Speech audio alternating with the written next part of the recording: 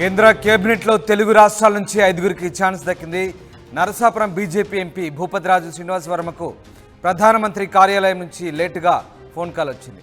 TDP నుంచి రామ్మోహన్ నాయుడు, పెమ్మసాని చంద్రశేఖర్లకు ఖరారయ్యారు. ఇక AP నుంచి మొత్తం 3గురికి చోటు దక్కింది. తెలంగాణకు 2 పదవులు దక్కాయి. బండి సంజయ్ కిషన్ రెడ్డికి చోటు దక్కింది.